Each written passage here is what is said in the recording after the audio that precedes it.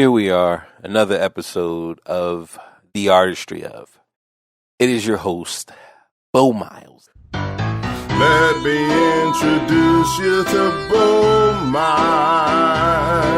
a unique and likable guy. Everyday life, friends and family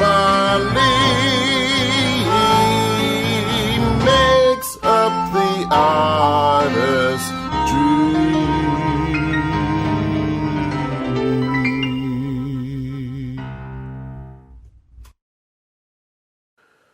What has been going on, guys? Well, for me,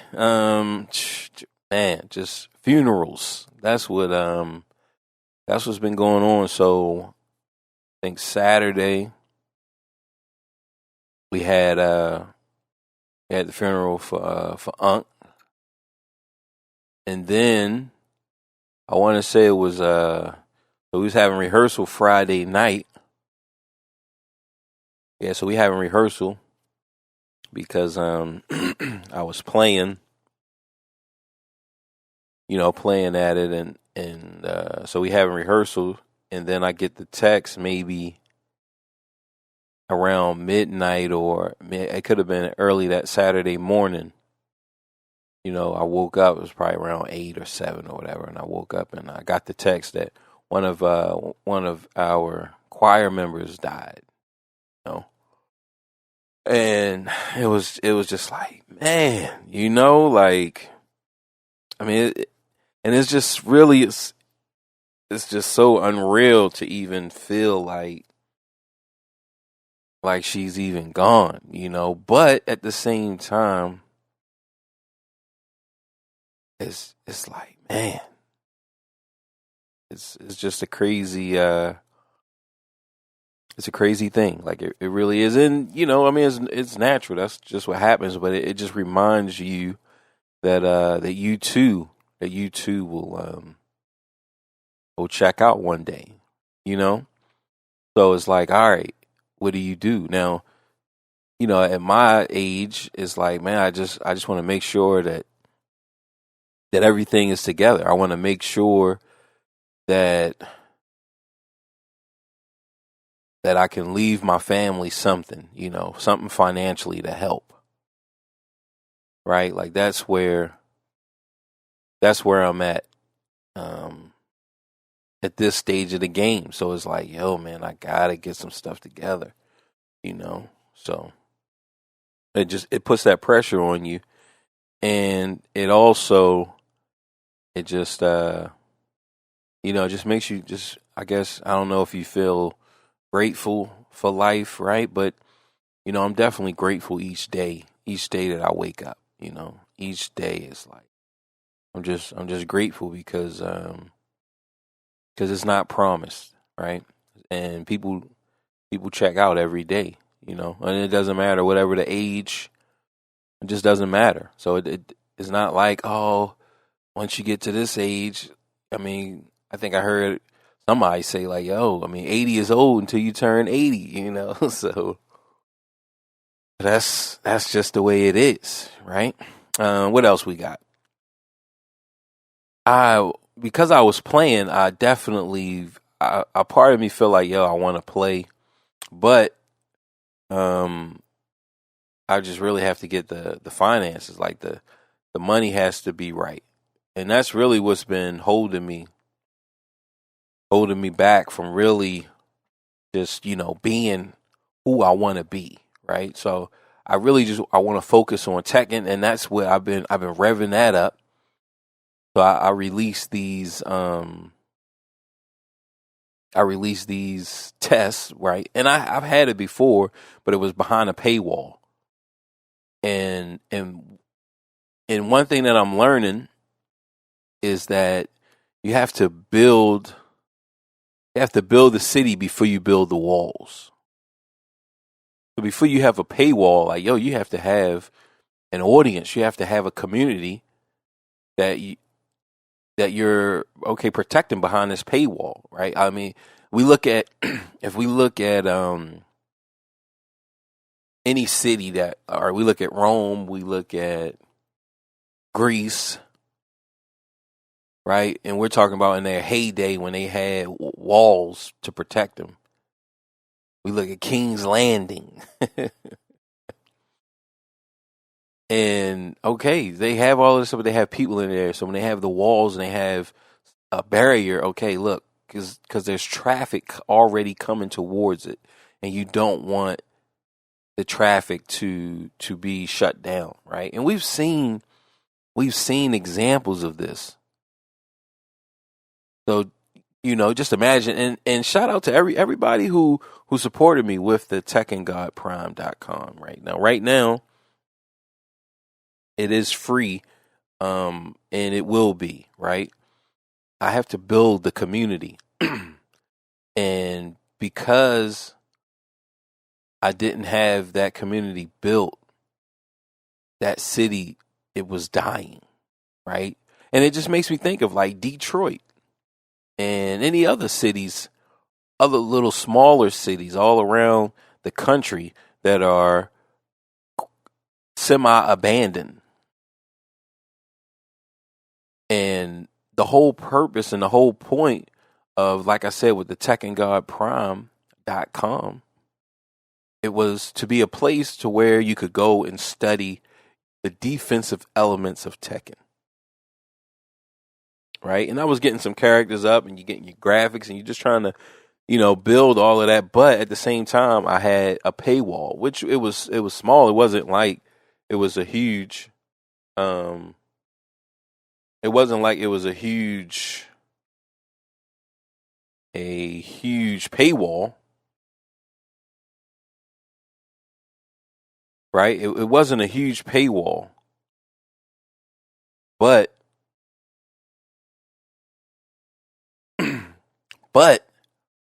it was in its infant stages. Like, it wasn't built, and it didn't have a community, right? Because people want to go where people are. People want to go where people are. So and you can say, well, my cousin Gary, he just lives out in the woods where he doesn't want anybody around him. Okay. That's right. Gary's going to live out there, right? Cousin Gary, he's going to be out there all alone, but millions of people are going to be around each other. And they're going to have a center where they all go and they can communicate, right? So that's the idea, is to build, and this idea doesn't matter what you're trying to do, but build your audience first before you build a wall around them, before you build a paywall, right? Before you start to pay and you start to charge people, like, you have to have people there. And, we can think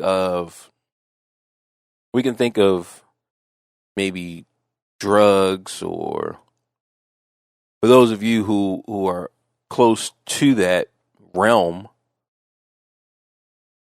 usually the way it used to work, I don't know how they do it now, but they would give out teas, and you would have a large body of junkies. I mean, it would be like hundreds. It would be like hundreds of junkies in either like a field, or usually, when I remember it, it was always at a field or something. So I don't know how they was even spreading the word, like, yo, at 3:00 we giving out them teas. But however they did it, they got a whole bunch of junkies together, and then they was just giving out teas. And then if it was good, boom, then the junkies coming back. Or whenever the junkies supply, whoever their main people were, would be whoever the main guys were, whenever they would run out or run low, or it was packed, or whatever the problem was, then they go over to this new spot, right? So we can look at that. And I was checking out the Mark Zuckerberg interview on with Joe Rogan, and he was just talking about the product being good. So they roll it out at Harvard, and and it's good. Like, yo, people really like it. And they was thinking, man, this is going to be huge. Somebody is going to deliver this to the world one day. That's what they was thinking. But like, yo, no, y'all going to deliver it to the world, right? Because eventually, other schools was like, yo, can you do one for me? Can you do one for me? And the idea went viral, right? So because another thing that I've been battling is the YouTube algorithm, right? And I'm learning about the algorithm, but like there's a force that is holding people back. Like there is a force, there is something there to hold people back from being as big as they can be. Because I've experienced a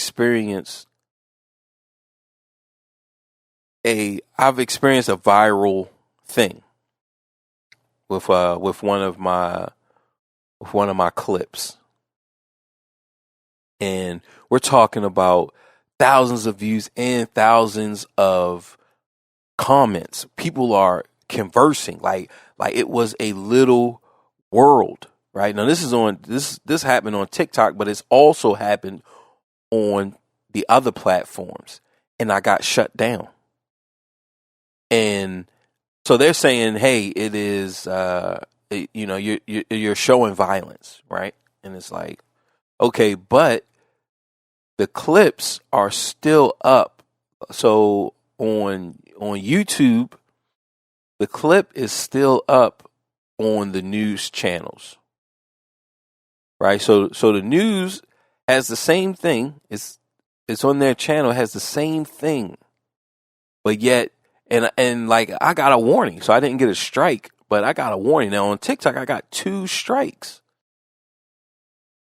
So I'm like, man, I just really don't even want to be on TikTok. Like look, man, I'm not putting up no videos, like, because I see like, all right, okay, if I want to dance, then okay, that's cool. But I don't want to dance. This is what I want to do. This is what I find interesting. And you guys are like, oh, nah, that's just too real for the platform. But clearly people want it. People want that type of content. But TikTok is holding me back. YouTube, the same way. On one of my channels, like I've got thousands of views on, because that channel probably, I would say it probably might have like 100 videos on it. It might have like 100 to 200 videos, right? So I have thousands of views across multiple videos. And then all of a sudden, nothing changes. Like the tags don't change. Like none of that stuff changes. And we're talking about getting subscribers, and we're getting a good consistent amount of subscribers a day, right? Which I just go by the week.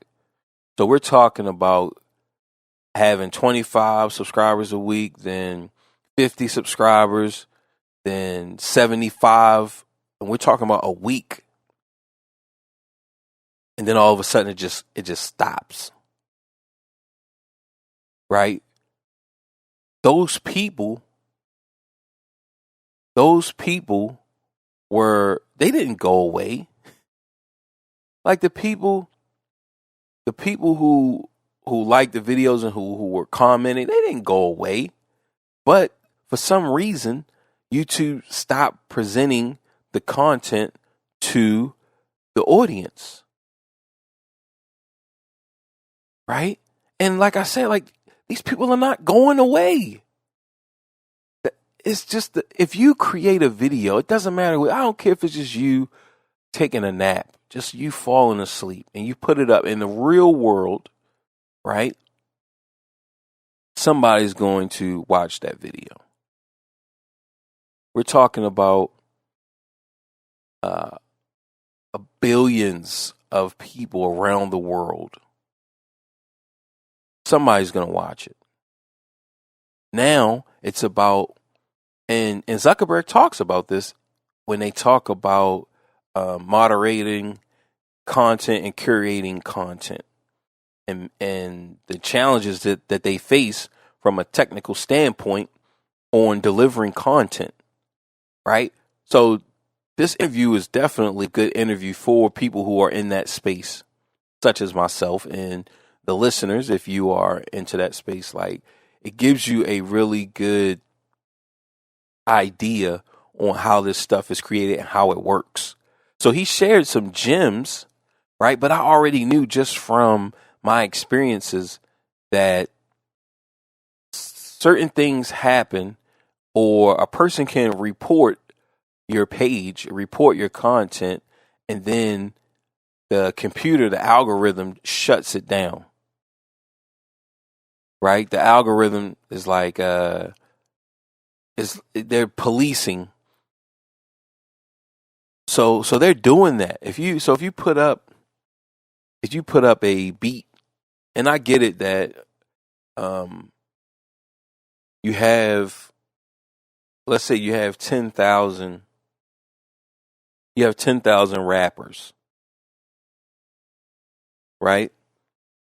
So you have 10,000 rappers, and you just created a new beat. You put it out there.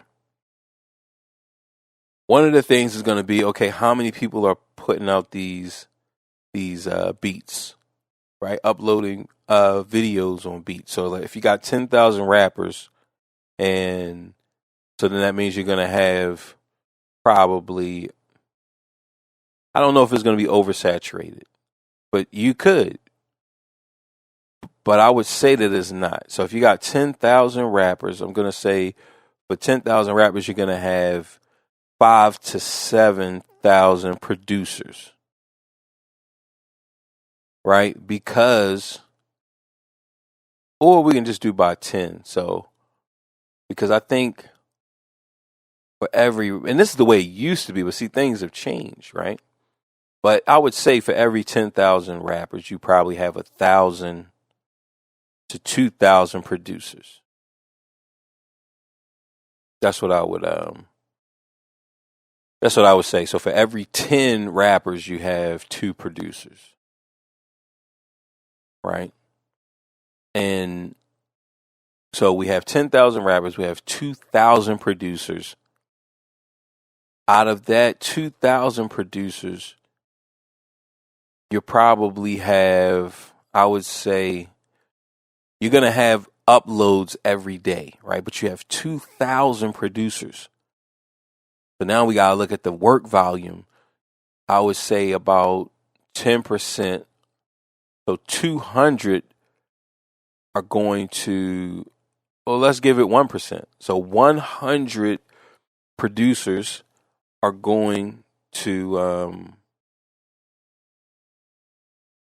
be uploading a day, right? So from our, because we're saying 2,000, remember, because we're saying 2,000 producers out of a pool of 10,000 rappers, right? So when you have 10,000 rappers, you have 2,000 producers. So 10% is going to be 200, right? 200, and boom, so 5% is going to be 100. All right. So we have 100 producers, so that's just 5% of these producers. Okay. 100 producers are going to be producing content every day. Right? Like, they making beats every day. They probably cooking up 2-3 beats a day. All right. So that means that we have 100 videos a day coming from just 5% of these producers.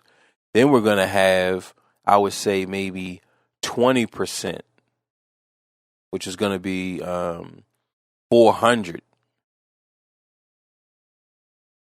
400 producers going to be cranking out beats maybe every 3 days, right? So we can see now that like the volume. So you're going to be having hundreds of beats are dropping a day, and every few days you get a spike of uploads. You get a spike. But we have 10,000 rappers. They're all looking, right? They're all looking. They're all chasing. The wave, right? They're chasing. But now we're just looking at the upload, so that just a regular guy, because right now we only have maybe 25% of our total pool. But I would say over the course of 2 weeks, we should go through the whole 100% of these producers, right? So in 2 weeks, so we have 14 days it takes for this cycle between all of our producers would have uploaded. So if you are a YouTube producer, you're probably, I would say at the very latest or the least, you're uploading once every 2 weeks.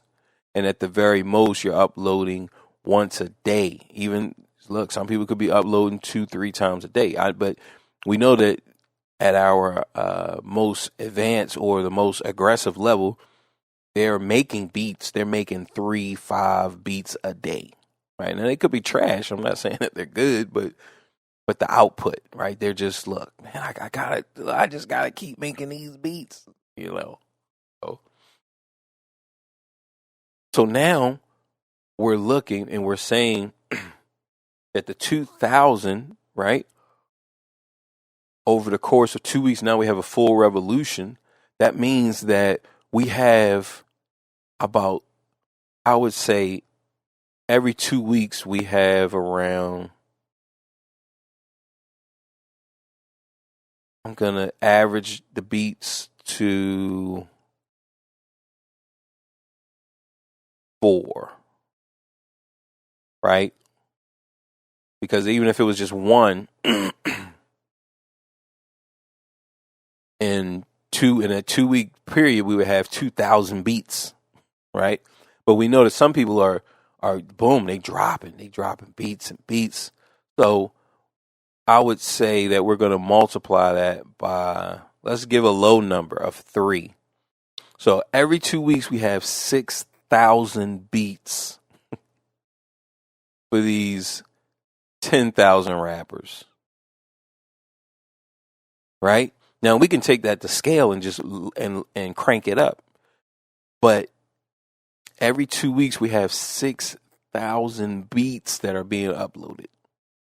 So here I am, just a nobody. I'm just now jumping into the game, right? Now these 10,000 rappers, they're just still rapping, right? They're still rapping. So some of those beats are going to get used several different times by the 10,000. Some of them are going to be used, some of them might be used 1,000 times. We said it was 6,000. So in a month, we now have 12,000 beats. We have 10,000 rappers. So every month we're going by 12. We're getting 12,000 new beats every month, just being generated from our 2,000 producers. Okay, so we already can see that when you put out a beat, this is your first day, you're going to need some type of help. Because when you put out that beat, especially let's say you put it out on that Wednesday, right? When you have a spike, so no matter what time, so we're just dividing into 24 hours. When you put out that beat, depending on the time and depending on the day, if it's a spike day, your beat comes up and 1,000 other beats come out. Boom. your beat doesn't even get seen, right? So I understand that when it comes to the algorithm and just the logistics of putting out work and managing workflow, right? And managing traffic. Because if it was just, okay, well, whoever puts it out is going to be at the top. So the newest beat is always at the top. The newest beat is always at the top. But that's not how it goes, right? That's not how the YouTube algorithm works. That's not how the what is it? The TikTok, right? That's not how like the new algorithms of social media work. It's a little bit of that, but it's not. Okay, so you get help a little bit, your first few, but then it's about likes. People who like and subscribe to you will, boom, all right, so we know that, okay, this person really likes this person, right? They watch all of the videos. They look at the time, the duration. Okay, like, yo, this person is watching this video from beginning to end, and he gives this person a like. So he really likes this content. That lets the algorithm know, that lets the computer know that, okay, we can show more of this content to this person. So then, boom, now you're going to see a lot of that content. But if you stop watching it from beginning to end, if you stop giving it a thumbs up, then it's going to just kind of drop and fall to the wayside, because now the computer's like, well, he's not in or she's not into this as much. So let's try some other stuff, because they just want to keep you on. What keeps this person on?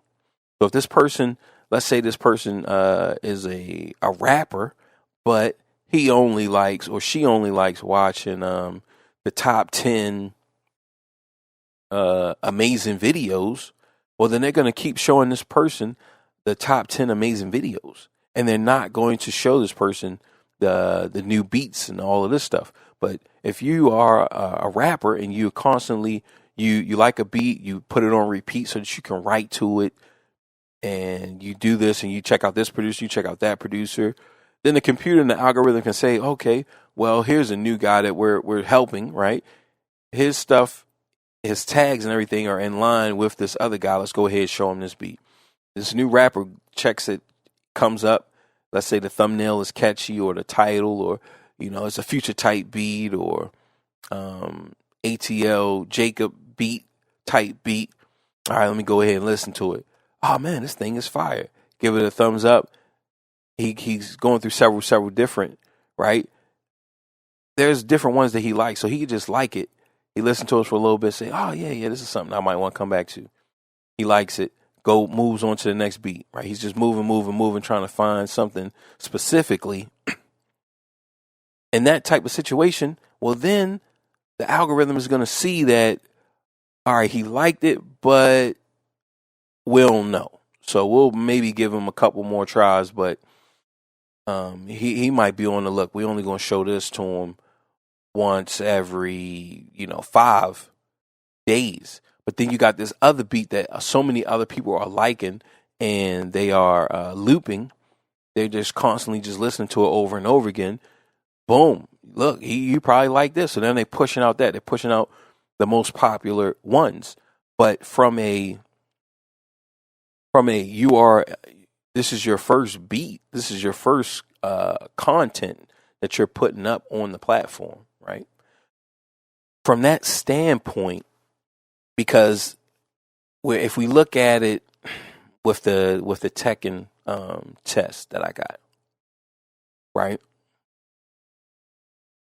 It's gonna gear to a certain individual that's going to want this type of video. So they're not just helping any and everybody. Okay, so new videos from new channels get more help than new videos from old channels.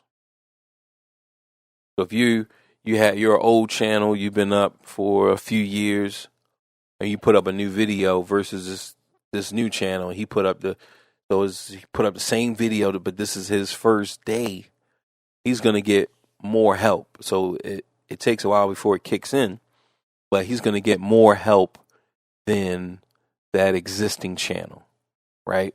Because that existing channel is going to get a score just based off of their work.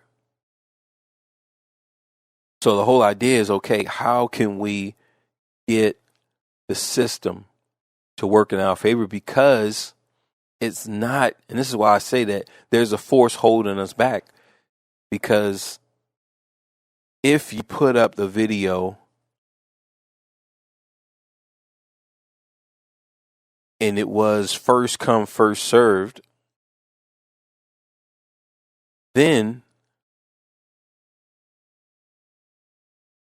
people, it's like a lottery. Like every now and then, boom, you're going to hit and you're going to catch something and people are going to like it. Like a bunch of people, you're going to get a bunch of likes. The fact that you don't get likes, and if you're not getting likes and views, then, like I said, because it's not just first come, first served. If it was that, then we would know, all right, so what we need to do is consistently post every 20 minutes.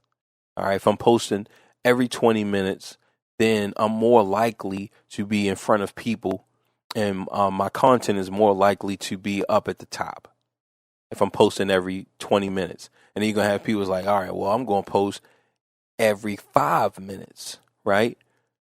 So no matter what, my video, boom, is constantly up there at the top, right? No matter whenever you look, I done posted within the past 5 minutes of, you feel me? I got one coming. Boom, boom, boom. I'm dropping videos. But it's not that. So then if it's not that, then it's something else. So that's something else, like I said, it's being based, so they just put you in limbo, and then they like kind of just, all right, here goes something that you guys might like. And that's where the system is now. The algorithm is at a point to where now where it's in the offering stage. Okay, you like this, well, how about this? You like this, okay, how about this, right? And they're looking to see which content keeps people on the most. Okay, which content gets you to watch another piece of content? Because if your video, whatever you put up, if a person just clicks on it and they watch it and then they off of YouTube, then 9 times out of 10, or whatever the platform, it don't matter if it's TikTok, YouTube, Instagram, Facebook, it don't matter. But if your content just sends a person off, then they're like, oh man, no, we can't offer this content no more. No, we can't offer this. This is forcing people people don't even want to stay on the platform no more. But if your video or your content easily leads somebody else to stay on the platform and hop on to the next thing, right? So now we're chaining content together. So if they recommend it, somebody watches it, and then they get to recommend another piece, then it's like, all right, boom, this is something that we want. We want to keep this on. So if people are liking and sharing is going to be, that's the king. That's the king of engagement, right? So if they comment and they share, boom, like yo, your stuff is like the algorithm is going to see your content, look at your content and say, okay, boom, he has 100 shares, right? 100 people share this, 10 people shared it. You can just get 10 people to share if you can just get one, let's just get one. We just need one person to share this video. Because what I'm seeing on another platform, right, with a video is that I have maybe like 100 to 200 shares of a video. Okay, so this video has been shared 200 times. So this video And of course, it has thousands of likes, right? It has thousands of likes, like it's almost at 10,000 likes. It has hundreds of shares. The comments are slim, and so it's not a lot of comments, but people they want to see it, right?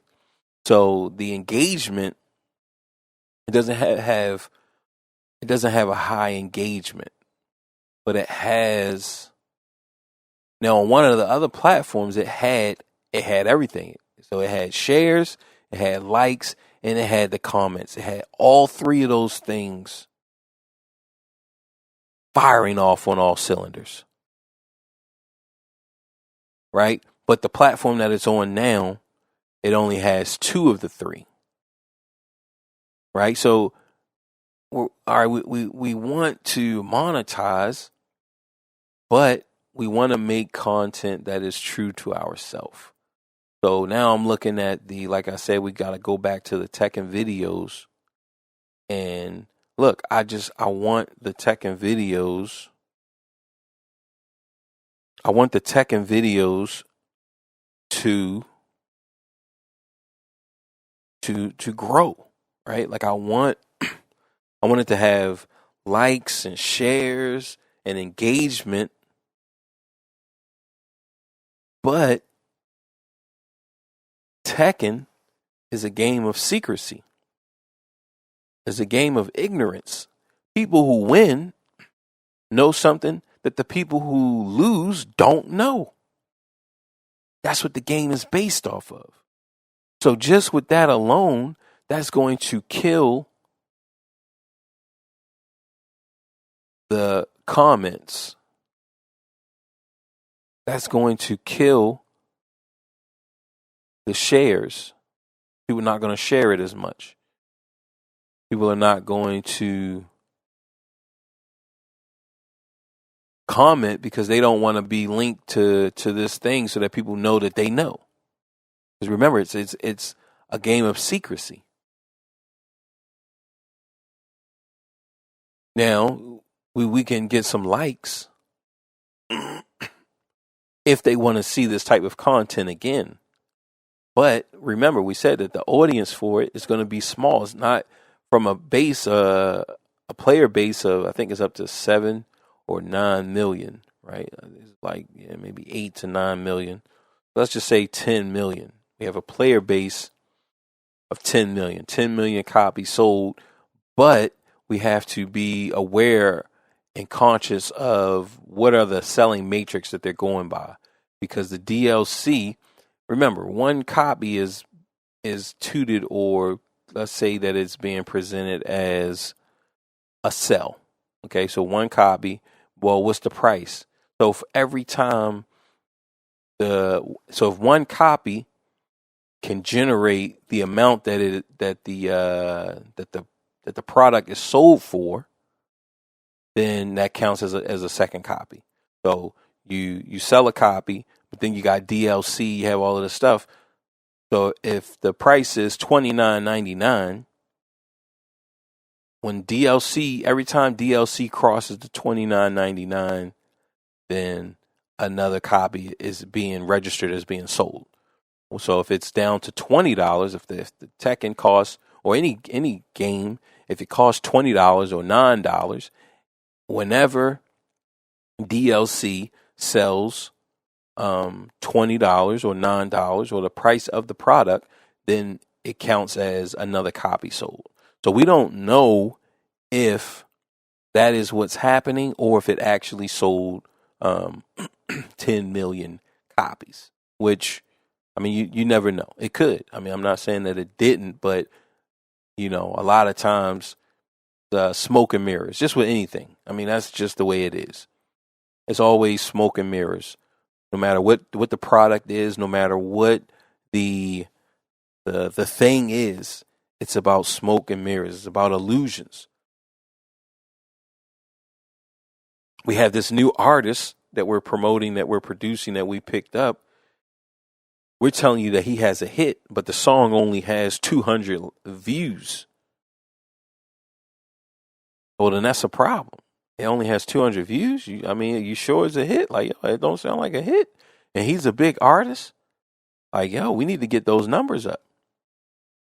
We need to get those numbers up. All right, so what do we do? Okay, let's hit up Google Analytics. Let's pay to play and get these numbers up. Because a person just looks at the number. Like, they're not saying, okay, well, these are paid views. Nah, they don't care about that. Right? Like, yo, let's get the numbers up. Let's get the numbers, and then we can start bringing people to it. Because let's create, and that goes back to what I said earlier about having the people building the city before you build the gate. And that's really what's going on. So you have this gate. They're trying to build an illusion of a city, right? So think about it. We're out in the desert. We want to build an illusion of a city. So we need some type of backdrop. It needs to look like it's a city, right? So we need to have some type of structure. We need to have some type of skyline. And let's say from a distance, let's say a person is 500 feet away, or a mile. Let's give them a mile. You're a mile away from the city. We're in the desert, so it's flat. We're a mile away, so we can see it, off into the distance. It's a mile away, or 10 miles. Okay. And I'll tell a story of when I was 16, we moved, and this is the day that we moved. So we move, and then I got to go to work, and then I missed the bus. So now I got to walk home to this new home. Okay. I walked to this new home. So we'll get to that story, but we're in the desert. We're, let's say, 10 miles because it's flat. All right. It's flat. So we're just 10 miles. You'll be able to see it from, 10 miles away. But what do you need what does it need to look like from 10 miles away? Right? What does it need to look like? What are the basics that we need to have from 100 miles away that's going to get people to keep walking and to get to the city? This fake city. So we need a skyline. Okay, we need something that you can see. It looks big. Skyline. We need, if we can get some smoke or some type of exhaust from it to let you know that, people are in here. As you get closer, we can get some sound. We get it to make it sound like people are there. All right, so we have all of these cues. We have all of these cues that we need. And if you have those cues, then people will perceive that this thing is real, at least believe all the way up until they get there. Right? Now, if we're attracting 10,000 people, so if we can attract 10,000 people, then whenever one person gets there, they see the 10,000 people. They're like, yo, man, this thing is huge. This thing is big. So there's a core number that we need to deceive. So if we're looking at, let's go back to my story when I was 16, right? So I'm out there. It's late. So I get on the bus, but it's the last bus. But this bus doesn't take you all the way to my place because we moved out. It was a place. It was not Owens Mills, but it was like Rolling Winds condos, and it was around Security Square Mall. Now I don't know if Security Square Mall is still a thing in Baltimore. I don't know. It was on the outskirts of it. But I can't think of the town, and I'm sure it's Baltimore County, but there's even a more specific place, right? But I just can't think of the name of it right now. But it was close to Security Square Mall. Okay, now the bus probably drops me off. I would say maybe, and it's not straight. This is not a straightaway. I mean, this is like turns, and this is just, this is intense. And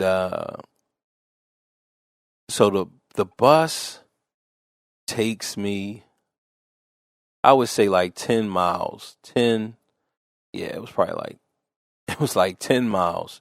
This is before cell phones, so I can't call my roommate. I can't call, like, I'm just, look, I got to figure it out. I got to figure out my way. And, you know, the first thing I do is because it's night, I'm looking at, because we got Security Square Mall is a huge mall, and it has a lot of light. Like, it's, you know, it just lights up the area. So I can see that huge light from a distance, and that is my guide. I'm like, look, I'm like one of the three wise men out there. I'm walking. I got a 10-mile walk to Security Square Mall, and then from Security Square Mall, I have about another 2-mile walk to the condo. So I'm walking, and it's night, right? It's probably like, I don't know, 10 or 11 o'clock. And I'm walking, and the only thing I'm just looking at the brightest lights illuminating in the distance. It's like, so it's, you can just see that, it's a large amount of light over in this direction. So that's where I just start. I'm walking that way. And like I said, like, it's 10 miles of maze. It's not just a straight walk. Hey, you just walk straight down. Like when I was a kid and me and my dad, we was walking to that bowling alley I talked about. That 6 hour walk. It's not that, because that was a lot of straight walking. But this is not. This is like I'm from here, and I'm just, like, when I say I'm from here, like, I'm from the west side and this county area. Like, nah, look, I'm just trying to follow the roads, and then you hit like a T. You gotta go left or right, and like I said, I'm just looking at the bright light, and I'm just walking towards that, and it worked. It worked. Like, eventually, I get there. I get to where I'm supposed. I get to Security Square Mall, and then from Security Square Mall, I know, okay, like I said, it's only a 2-mile walk after that. So, boom, I'm good to go, and then I get home. So that's the idea with these companies, right? We talk about smoke and mirrors. There are indicators. There are indicators that'll get people, that'll attract people to it, whether it's the skyline, it's smoke coming from the buildings, it's the music loud, it's just talking, it's just people interacting. Then once we get there, we have to have a large enough core audience to convince people that what they've seen is true. So, like I said, we're in the desert, and we walk into if we walk into 10,000 people, you're going to feel like there's millions of people. You're going to feel like there's millions. If you just see 10,000 people just all in one controlled area, it's like, man.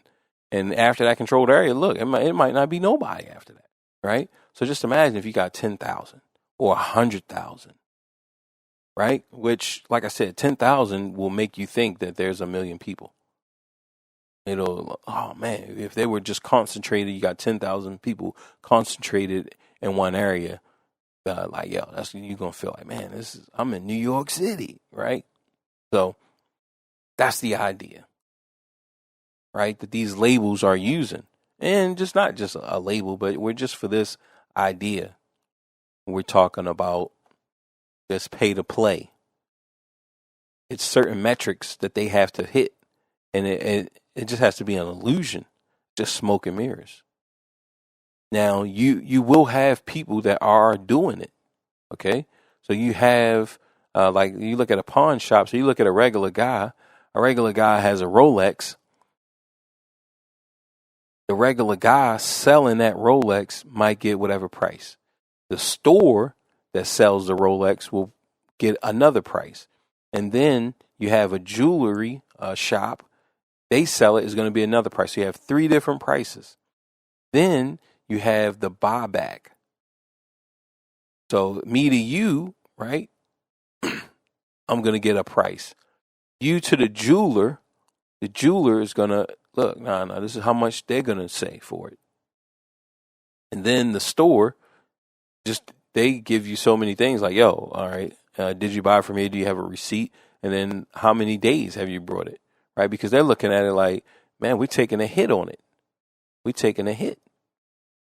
Because now we have to do some type of charge back or some type of open box discount on it. And we giving you full price now. So now they left with the bag. So they're trying to minimize that as much as possible. They're trying to minimize as much as possible. But they could just create another outlet and then and do all of their, look, we don't do anything, but you can go over there to this extension and they'll, whatever they have set up over there is what they do. So you have these 3 levels. You always have levels to the game. And, so that's what I'm looking at. And what else we got going on? We're on a nice long little episode there, and that's good, because we can just we can give them an hour. We got the music. So I have 2 songs, but y'all guys, that where the Great Blackout, that messed me up, so that set me back. But I recorded another song, and now I'm about to write a 3rd song. So I have this project will have 12 songs, and I think that's my sweet spot. I like 12, but it could be 10, it could be 8, right? But 12, I think 12 is going to be good. And I don't know. I might put the song in the beginning. I'm just, I don't know. Maybe another episode if we talking about certain things, I can put it up there. But eventually I will put the song, or I'll wait for it to post on Spotify. That way you guys can, I can use this as a promotional tool to get people to go to check out and add me on Spotify and check out my music there. So yeah, I think I'll probably do something like that. But the whole idea is that we're just connecting and we're just trying to chain as many things together. And so we have the music. The music is going good. I'm just writing. We got freelancing that I'm starting up. So, definitely, those of you who pray, definitely pray for your boy. Those of you who just don't believe in none of that stuff, but you want to just look, man, I just wish, I wish,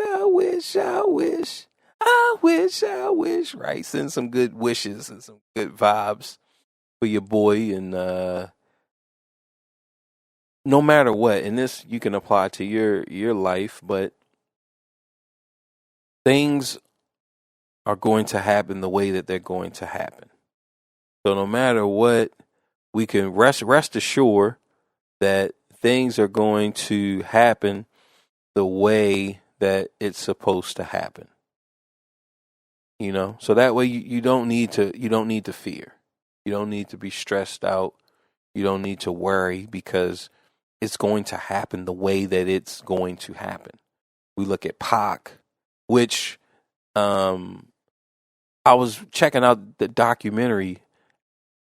It's like a ID documentary. It's Who Killed Biggie and Tupac. Now they only been talking about Biggie, so I'm hoping that we will get where they talk about Tupac, right? But just from them talking about Biggie, like I feel like the LAPD was involved, right? Now, I want to say that so right now, the consensus or most people believe that Suge's goon Poochie killed Biggie.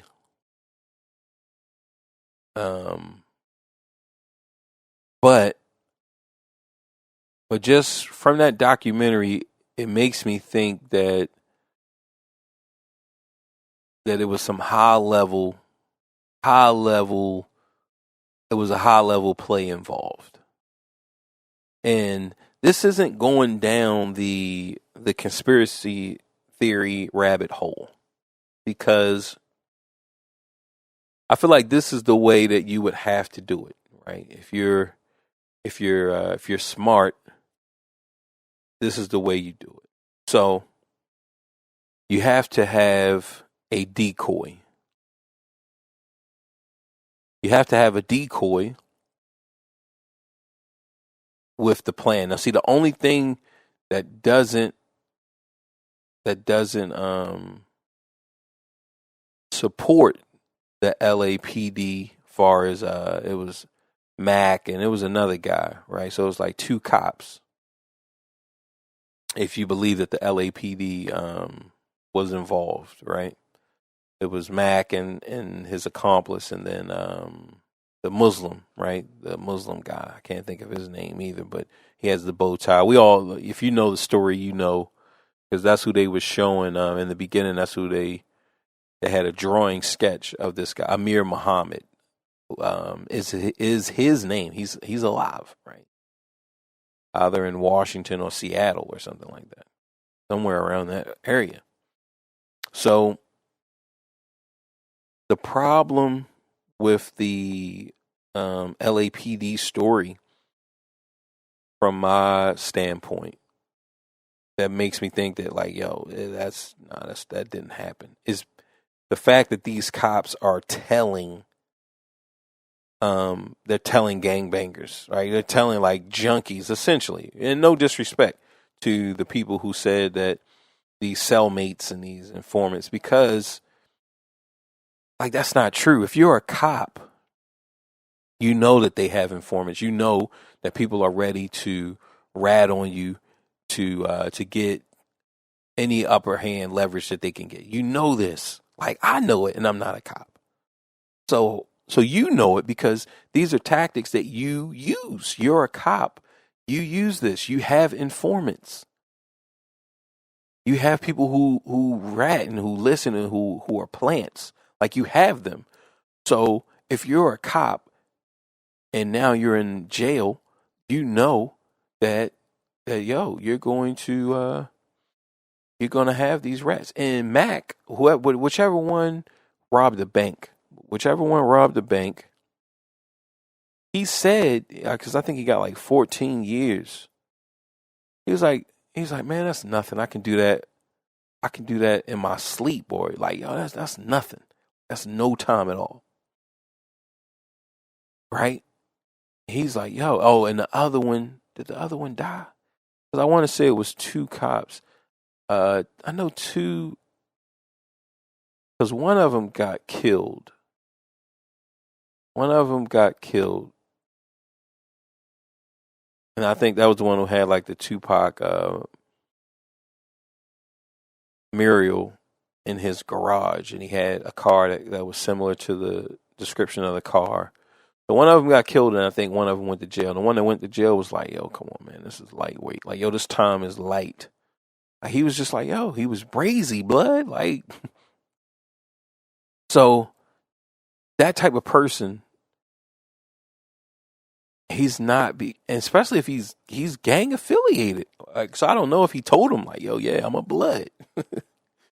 But if he didn't tell him, he's in PC, or if he's in general population, like if he's in general pop, then it fits him to be with the Bloods. If he's a blood, like, yo, he's gonna put me in with the Bloods because they got me. I got them. You feel me? Like, it's not, oh man, this cop is not Tango and Cash. Like, yo, man, this is freaking the Joker in Arkham. Like, yo, come on, let's get it in, baby. Like, yo, what up, boys? Like, yo, how y'all doing? You know, it's welcome back, right? So that's the idea. So if this guy who was a cop and knows the tactics of cops, he knows how they think, he knows what they do, he's not going to just start talking to some random guy. That's not going to happen. So that part, that's the part that I just can't get with. So when they bring this guy out, it's like, yo, like, why would he tell you this? Like, yo, he didn't tell you that. Like, no, man, he wouldn't tell you that. Like, he wouldn't, because, like, yo, if this is his MO, if this is his characteristic, then this is his characteristic. And it's kind of like those stories, like what is it? Like in like a movie. You have a villain who is super and ultra, and then at the very end, when we need him to be, now he has some stupid flaw that he never had during the whole 100, and I would say if it's a 100, if it's an 80-minute movie, I would say probably for 60 minutes, right? He didn't have this flaw, but now in the last 20 minutes, we need to wrap this story up. Now he's going to have this flaw, right? Like, that's not reality, okay? Thanos is kicking ass for 2 movies. Yo, he's probably going to be kicking ass for 2 more movies, okay? Like, yo, that's how that works. That's how that works. So if this cop he's getting it in, he's a gang member, he's solid, he's standing on 10 toes, like, yo, he's not cracking. He's not telling just some random Joe. He's not telling them about no murders. Like, yo, come on. Especially if you're not even in for murder. If you in on bank robbery, look, let's talk about the bank robbery. Because anything else can and will be used against you. Right? People trying to get out of prison. Like, yo, people, look, I didn't snitch on nobody I knew, but, I'm snitching on the ops. I'm snitching on all the ops. That's the mentality. Nobody wants to be in prison. People want to get out. So you going in there, you already know this. Nah, man, I ain't talking about nothing. We talk about what I'm in here for, but like all of that. Now, if you young and you green, or if you don't know nobody, you just trying to build up. All right, I see that, but that's not his story. He's not going to do that because he's a blood. He's in prison with other bloods. Like, clearly his neighborhood is in here. Like, yo, he doesn't have any need to start confessing to all his crimes. And so that's the part that I just can't get with. It's like, nah, man, that didn't happen. That's not logical. Okay.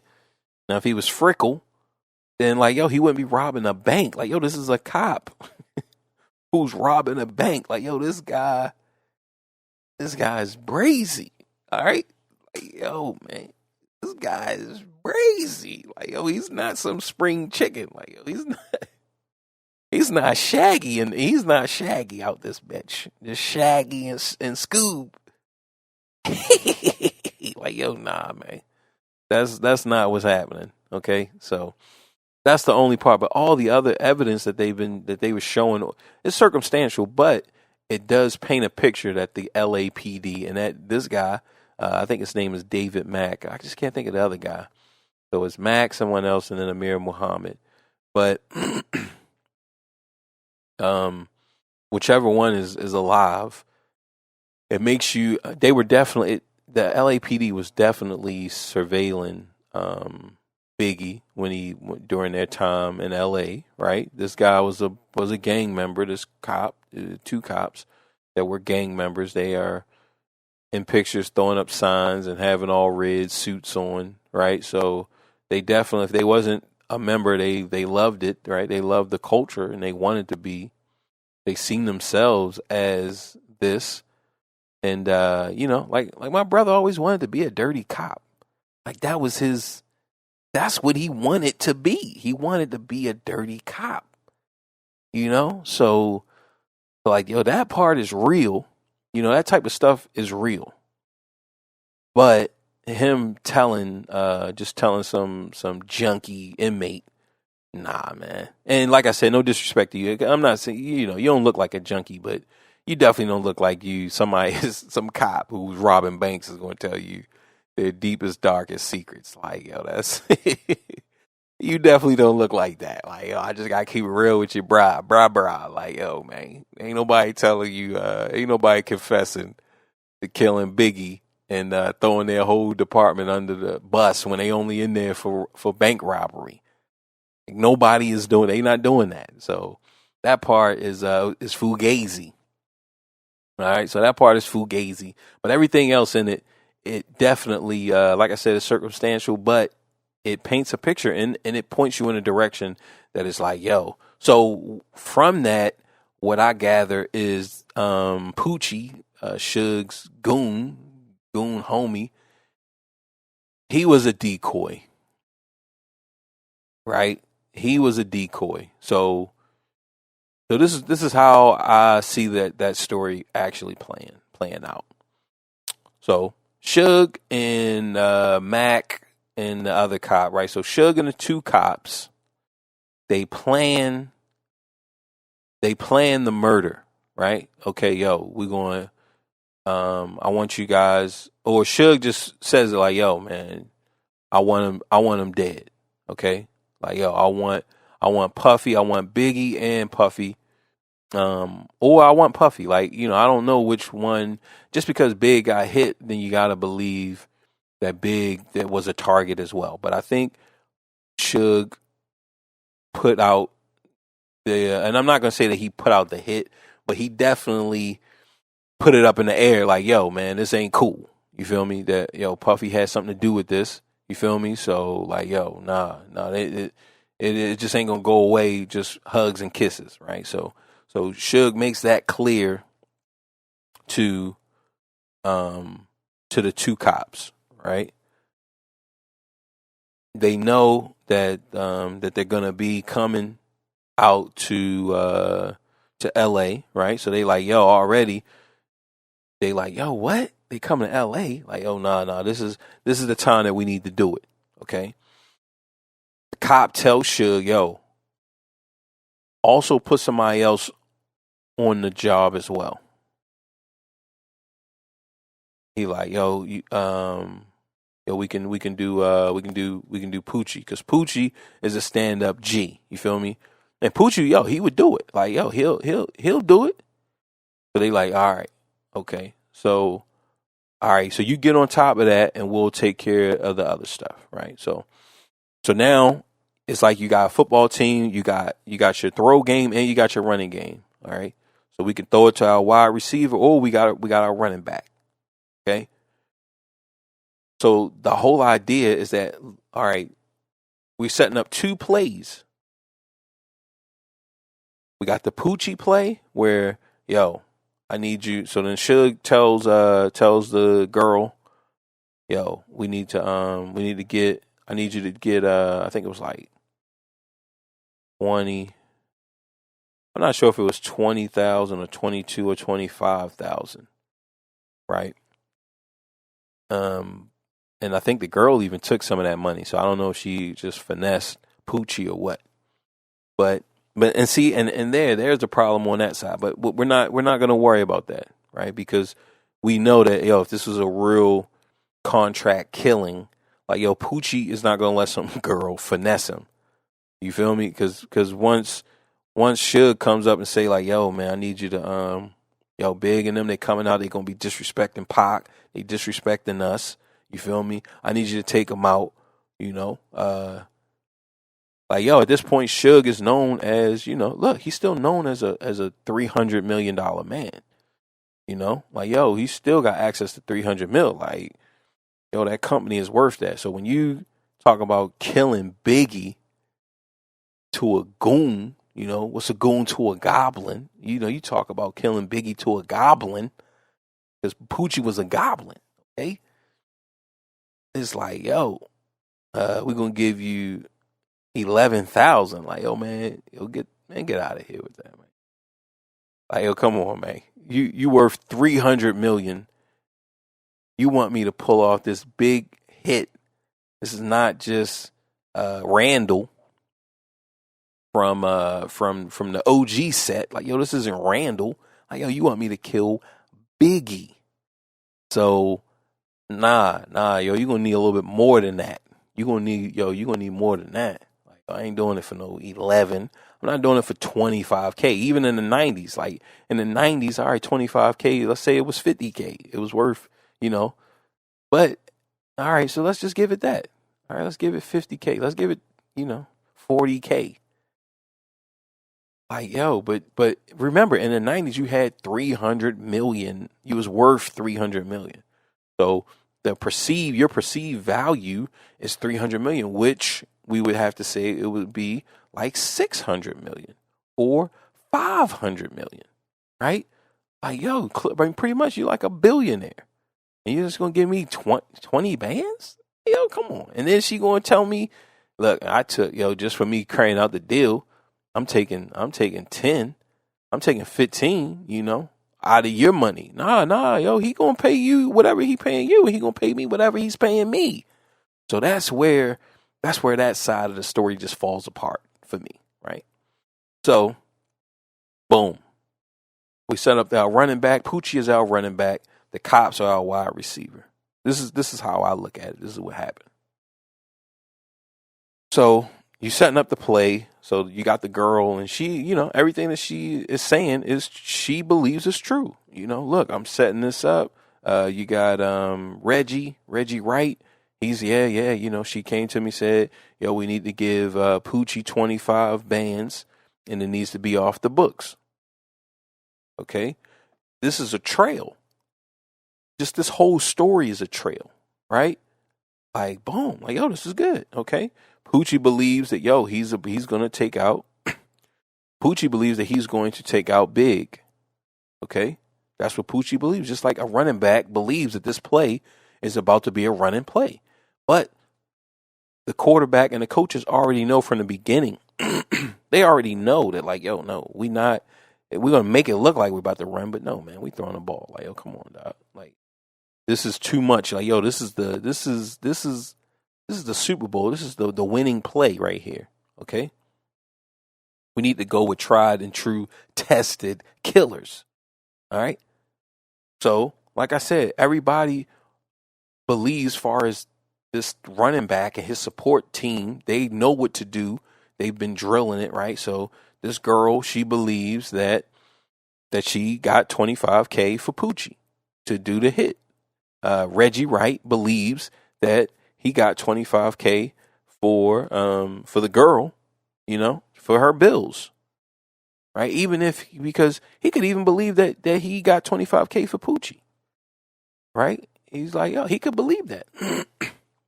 Everyone believes that. Even Poochie believes it. They tell Poochie, all right, look, we're going to be on,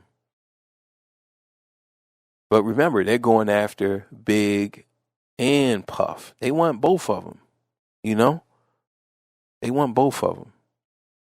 So they tell Poochie, all right, look, we want you here. We want you this. They tell this guy, boom, man, we want you. You're going to be on Puff, right?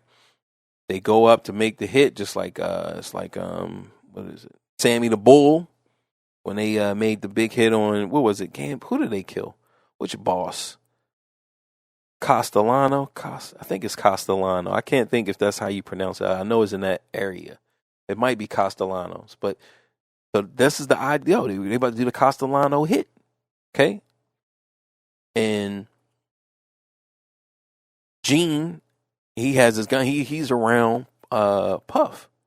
Guy comes up. Amir comes up on Gene, but he comes up on Puff, right? He sees Puff. He comes up on Puff. Gene sees him and gets in the way. He pulls out his piece. He kind of shows his piece. Gene Dill. Big Gene, Mean Gene. What up, baby boy? So, Gene shows his piece like, yo, what's up, man? We ready for that work? If that's what you trying to do. And Amir knows that, like, yo, he can't, he can't just have a shootout like that because, like, yo, that's just not how it goes. They're going to have to abort the mission or his part, like, yo, we just look. But everything else is already in play. You got those cops. They are in play, right? Now you got the cop has that car and Poochie has the car, right? But like I said, Poochie is just a decoy. It's just so that when people start asking questions and things happen, you can blame it on Poochie, right? Now, the cop, they see Puffy is at the light. He runs the light. Big doesn't make the light. Then they see the opportunity. Boom. Like, yo, so we can't get Puff. because I'm sure that if they could have, they would have just did both. They would have, boom, it would have been 2 cars. It would have been one for Puff and then one right behind for Big. Puffy takes the light. Big is at the light. So then, boom, now is their time to go. They got to go. He pulls up. Boom, boom, boom. I think he lets off maybe 5 to 7 shots.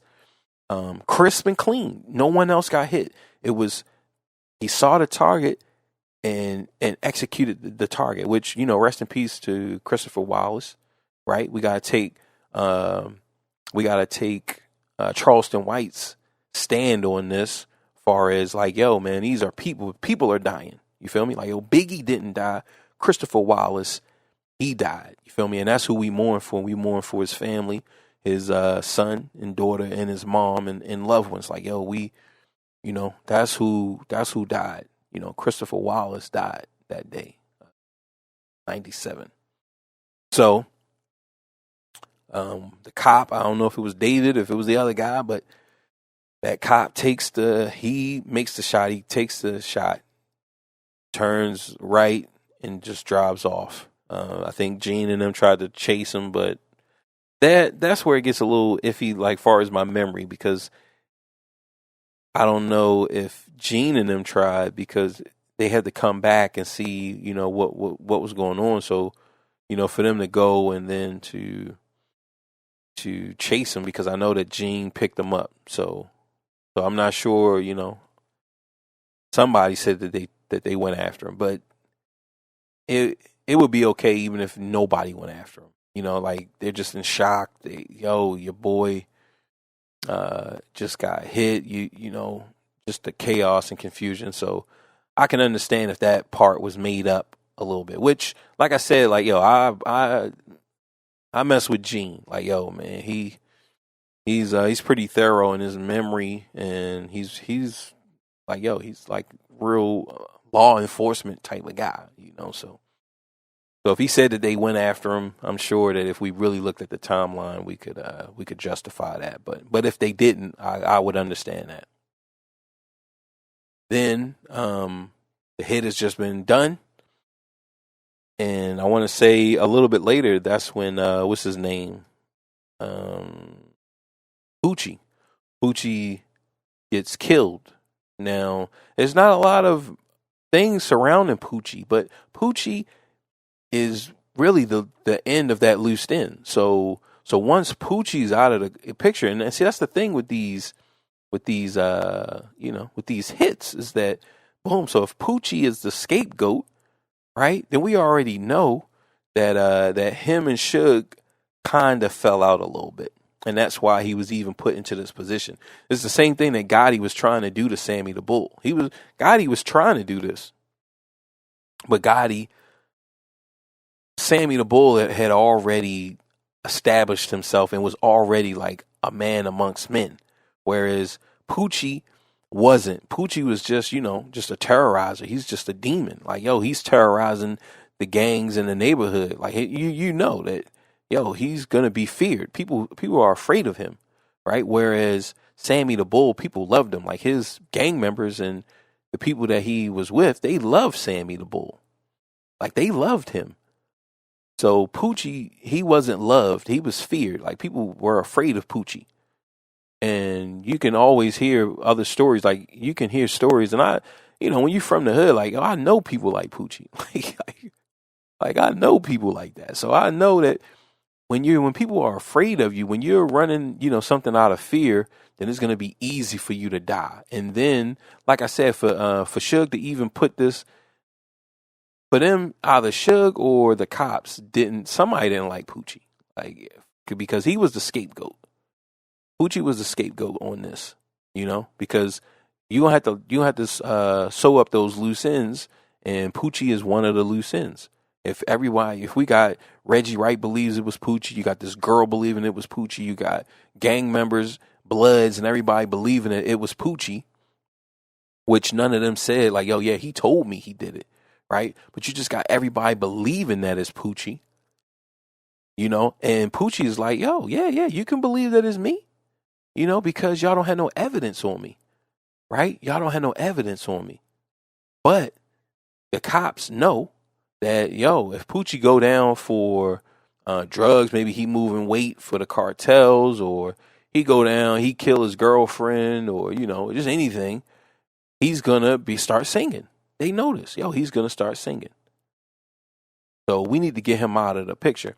So that's why I say that somebody didn't like Poochie, whether it was the cops, somebody had a falling out with him. But when they first put him when they casted him for this role, it was so that, yo, you're going to be a scapegoat. But he wasn't thinking that, like, yo, okay. He's only thinking that, well, okay, what he can get out of it. Like, yo. Because at that time, you're not thinking that, yo, these cops are not going down for this. Right? Like, yo, they not going down. And people believe that I did it. And it doesn't even matter that they believe that I did it, because I didn't do it. So y'all can believe it that I did it all you want. Because the fact that I didn't do it, then you can't prove that I did it, because I didn't do it, right? And like I said, if worst case scenario, he gets popped for anything, whether it's moving weight, he killed his girlfriend or killed some other little dude. Yo, this is a deal. He got to get out a free card that he can use. So that's why they took him out. That's why they took him out. So I believe that that they killed Poochie. That Poochie didn't just died some random guy, some random hands. Like nah, man. Like, yo, those guys took out Poochie. But like I said, the problems with Poochie's story, with the Poochie side of Biggie's killing, is the amount of money. We're talking about a guy who, hood perception is a billionaire. Suge was a billionaire in the 90s. Okay. He was a billionaire. So the fact that you think I'm going to take out somebody as a big artist, the biggest star, because if Pac is gone, then boom, this is the biggest star. And you think I'm going to do that for 10 bands? Like, yo, you out your mind. Think I'm going to do it for 20 bands? Like, nah. Like, yo, now let's say,